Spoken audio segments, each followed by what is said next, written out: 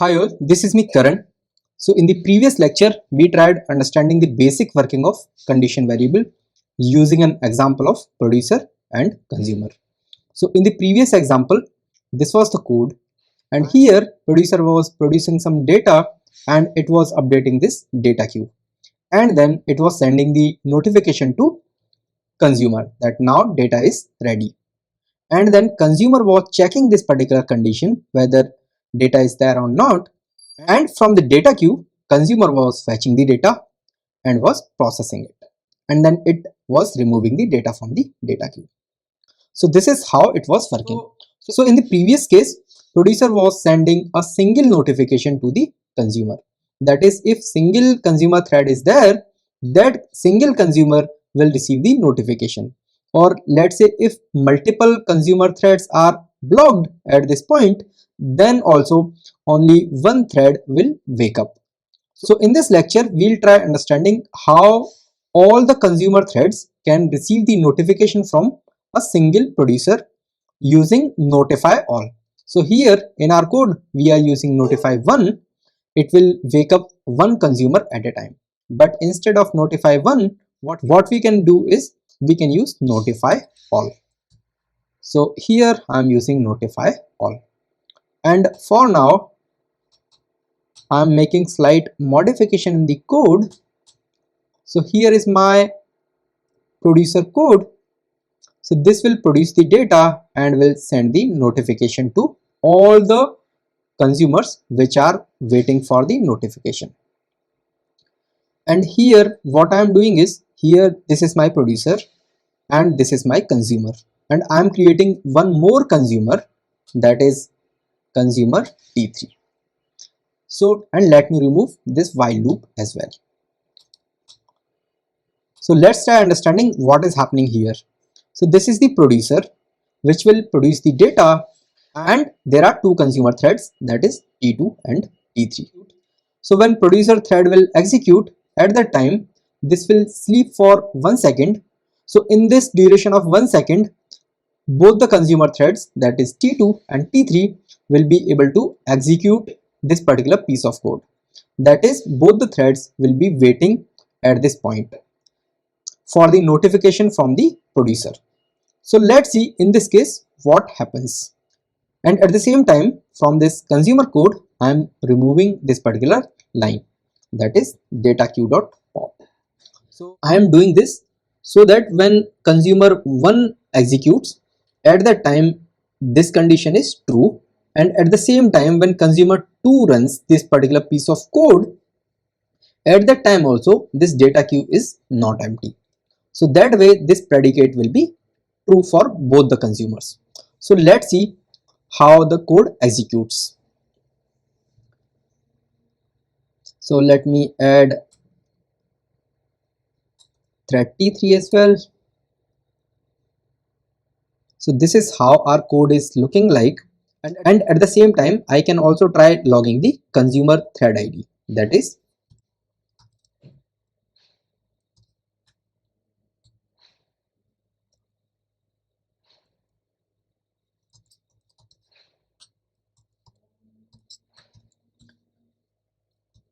so here I'm logging the thread ID, so that way I'll get to know which consumer is waiting and which consumer has received the notification from the producer. So let's see how the code executes. So let me compile the code.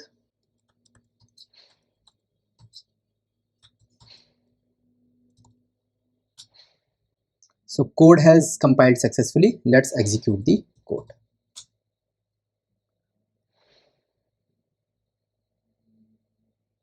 So this is the output.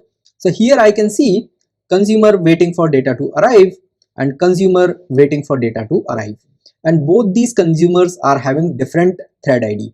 So I can say there are two consumers in my system which are waiting for the notification from the producer.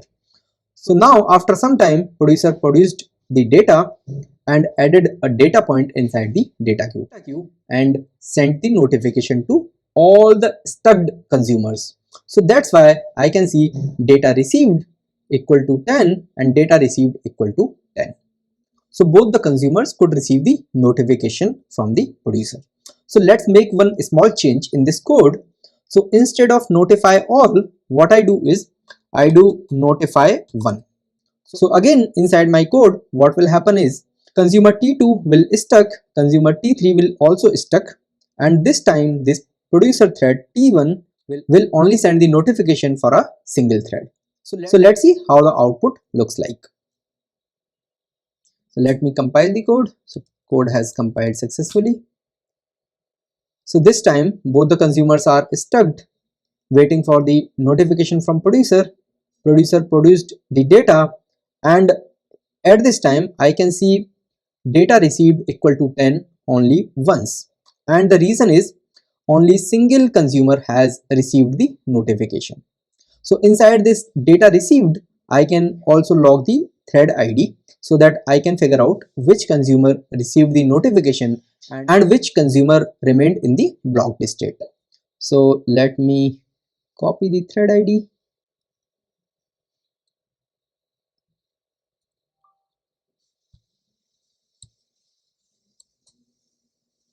So this way I'll get to know which consumer received the notification. So again, let's execute the code.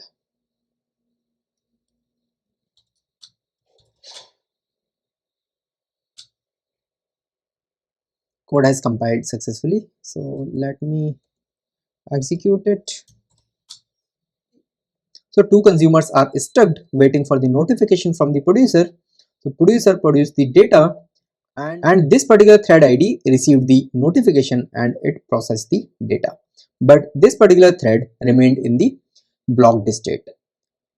Let's say what I do is I create one more producer inside my system. So let's say I create one more producer, that is producer T4, and same way I will join this producer as well. So now what will happen is there are two consumers inside my system and there are two producers inside my system. So both the consumers, that is T2 and T3, should receive the notification from the producer because now two producers are there inside the system. So let's see.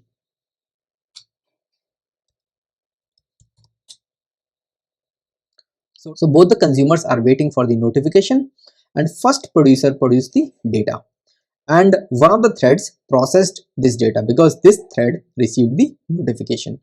Now second consumer produced one more notification or data point, and then the second thread received the notification. So here I can see this is the thread ID for first thread, and this is matching with this particular consumer, and this is the thread ID which is matching with the second consumer.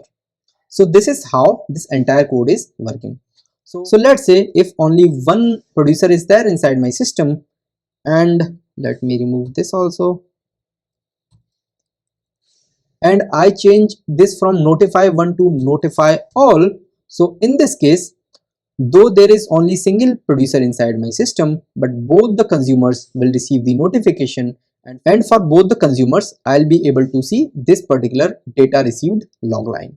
So let's execute the code again. There is some syntax error. Let me check it. Yeah, this is the error.